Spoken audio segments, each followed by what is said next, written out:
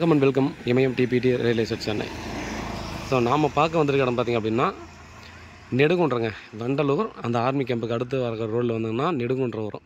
So அந்த நெடுங்குன்றம் உள்ள காந்தி ரோடுன்னு சொல்லுவாங்க. ஸோ அந்த காந்தி ரோடுன்றது பார்த்திங்கன்னா இங்கே அப்படியே ஒரு 100 மீட்டரில் காந்தி ரோடு இருக்குது. ஸோ இதிலேருந்து பார்த்திங்கன்னா ஒரு 100 மீட்டரில் நமக்கு பார்த்திங்கன்னா ஒரு 30 சென்ட் 80 அடி ஃப்ரண்டேஜில் 30 சென்ட் நமக்கு வந்து சேல்ஸுக்கு வந்துருக்குதுங்க.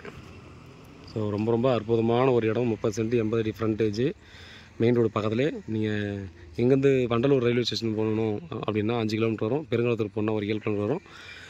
நீங்கள் காசா கிராண்ட் அப்பார்ட்மெண்ட்ஸ் பார்த்திங்கன்னா அந்த ஏரியாவில் இதை தாண்டி தான் போகணும். இந்த ரோடு இது ஒரு 30 feet road. Full and full பார்த்திங்கன்னா ரெசிடென்ஷியல் ஏரியா. 30 சென்ட் இருக்குது.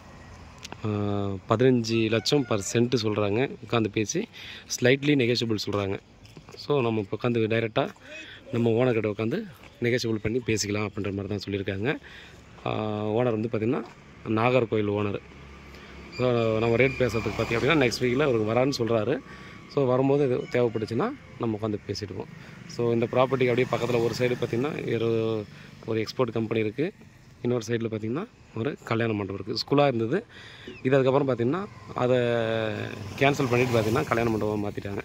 ஸோ அது இடைப்பட்ட இடத்துல தான் இருக்குது. ஸ்கொயரான ப்ராப்பர்ட்டிங்க.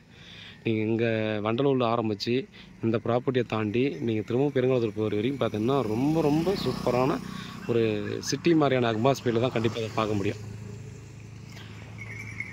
பாருங்கள், கூகுள் பே பண்ணுறவங்களுக்கு கொடுக்குறோம் பாருங்கள். வேறு ஏதாவது டவுட் தான் வாட்ஸ்அப் பண்ணுங்கள், கால் பண்ணுங்கள். பதில் காத்துட்ருக்கேன். உண்மையாகவும் நேர்மையாகவும் கூட தான். நன்றி.